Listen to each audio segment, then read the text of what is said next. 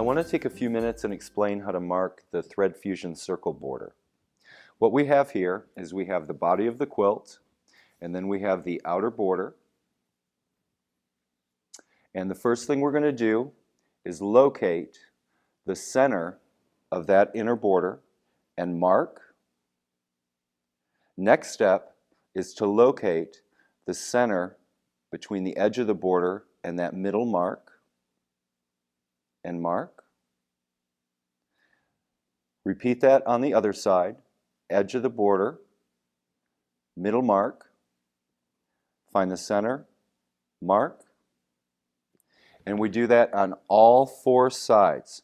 Now remember, the sides are going to be different measurements. If you're actually measuring to find those marks, it's going to be different than if you use the fold method. Now, for the outer edge, what we're going to do is we've got the edge of the inner border, that first registration mark. We're going to find the center between there, go up and mark the outside edge of your border. And you're going to do the same thing all the way down.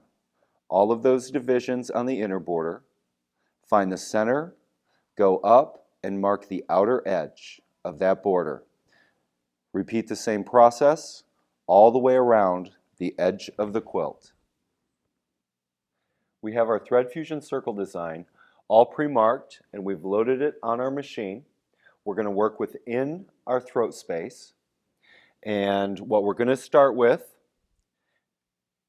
is our round template. We're going to quilt our first small circle right in the corner of the inner border. And we put that right dead center so that we're actually drawing 3/4 of the circle. Drop our needle, work our way around, and you're going to go to every registration line and do your small circle. Center it right on the line at the middle of the quilt. It'll be 1/4 only.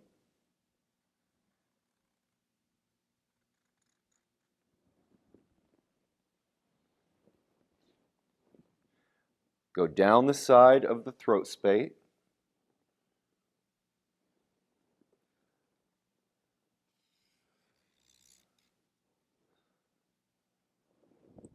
Now we're going to go on the outside edge within that throat space and repeat that process around. We're going to go up into the corner, which is going to give us 1/4 of a circle. And then in between the two below,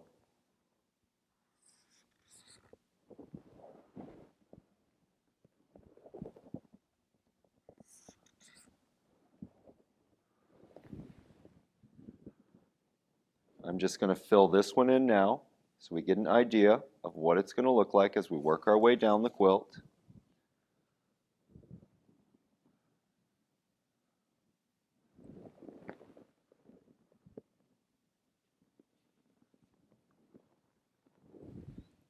Then we grab our large circle and we duplicate exactly where we did all the others so that we get that double line circle.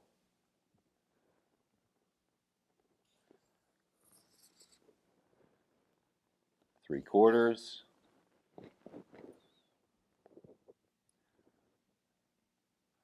One half.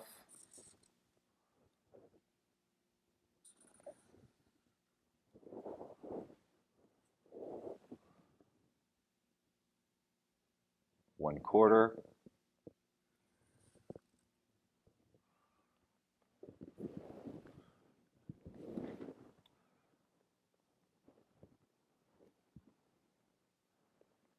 A half.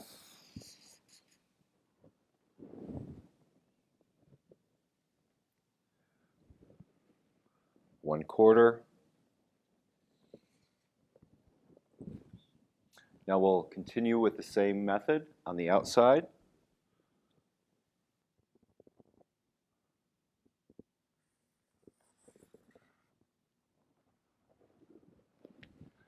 Our next step, we're going to go in and fill all of this open space, slide in and fill all of the inner portion of that circle. We're going to put our filler within our throat space, go inside the circles, do that first section, come out, continue around, and fill in anything that isn't that outer double circle.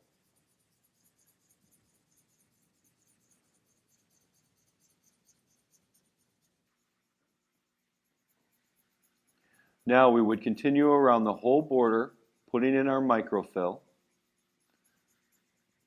all the way around. We're almost ready to quilt out our Thread Fusion circle border design. We have our inner seam of our border and the outer edge of that border. We have located the center of the quilt. We have located the halfway mark between the center of the quilt and the inner edge seam. We have then located the center point between each mark on the inner seam and marked the outer edge of the border. All the way around the quilt, we've repeated that process and have it marked before we've actually loaded it. And now we're going to begin quilting it. I'm going to give you a few different ways that you can quilt this out, and then you decide which way works best for you. I'm taking the smaller circle template, I'm lining it up with the registration line and the straight line of the inner seam. Lightly hold my template, and I have sprayed that with the PAM's basting spray. I'm going to go right to the circle, and I'm going to go right around. And remember, I'm using that circle as a guide, very gently nudging it up against the circle, my foot, my hopping foot that is. And when I get there, I stop. I'm going to overshoot and just go down that ditch a little further than I know that bigger template's going to fit in there. I'm going to lay down my large template, and I'm going to line it up with that registration mark.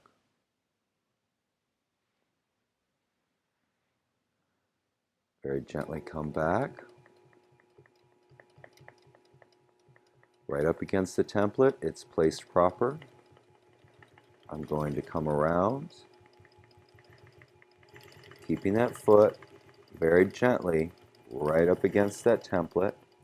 Come down to the ditch.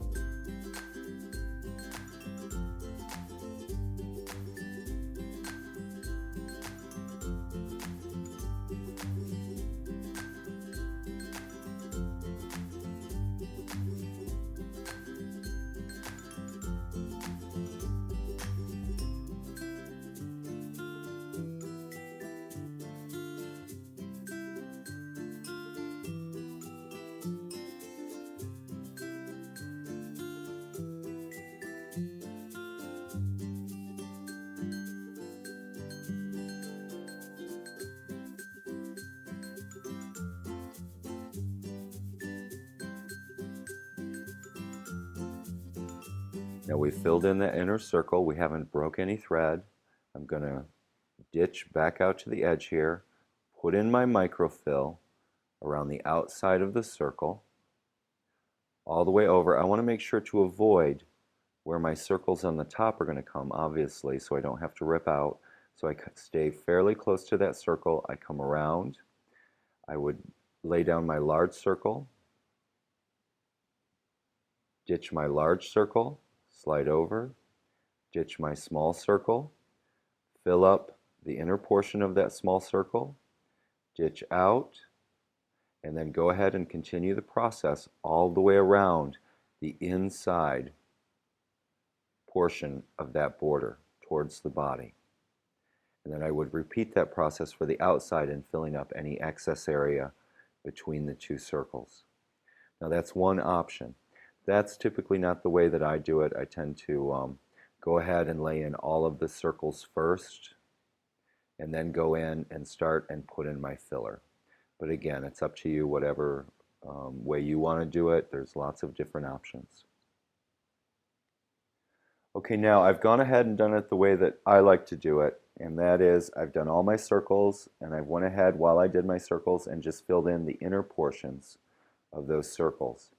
Now we're going to start down here, and we're going to start within our throat space and fill up all the microfill in between. Now, there are a lot of different ways you can do this. There's a lot of different options, and if you look at your CD, you can check out some different ways that you can do this, but at least now you have the bones to play with this one and make it your own.